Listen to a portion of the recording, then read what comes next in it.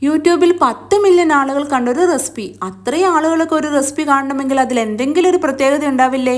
Recipe നോക്കിയപ്പോഴോ വളരെ easy ആയിട്ടുള്ള ഒരു നോർത്ത് ഇന്ത്യൻ ഡിഷ്. പക്ഷേ എവിടെയൊക്കെയോ നമ്മുടെ ഉള്ളിയും മുളകും ചതച്ചതിൻ്റെ ഒരു ചായ കാച്ചിലും എനിക്ക് തോന്നിയേ. അപ്പോൾ ആ റെസിപ്പി നോക്കാം.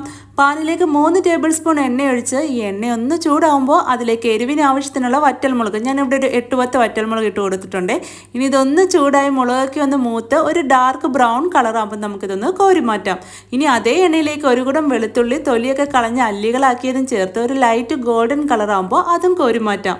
ഇനി ഒരു മീഡിയം വലുപ്പത്തിലുള്ള സവോള വളരെ നൈസായിട്ട് സ്ലൈസ് ചെയ്തതും എണ്ണയിലേക്ക് ഇട്ട് ഒന്ന് വഴറ്റി സവോളയൊക്കെ ഒന്ന് വഴൻ്റെ കളർ ചേഞ്ച് ആയി വരുമ്പോൾ തീ ഓഫ് ചെയ്യാം. ഇനി ഒരു പാത്രത്തിലേക്ക് വറുത്ത് കോരി മാറ്റി മുളക് ഇട്ട് കൊടുത്ത് കൈ വെച്ച് നന്നായിട്ടൊന്ന് ഉടച്ചെടുക്കാം. ഇനി ഇതിലേക്ക് നമ്മൾ നേരത്തെ വറുത്ത് കോരി വെച്ചിരുന്ന വെളുത്തുള്ളി ഇട്ട് കൊടുത്ത് കൈ വെച്ച് തന്നെ നല്ലതുപോലെ ഒന്ന് ഉടച്ചെടുക്കാം.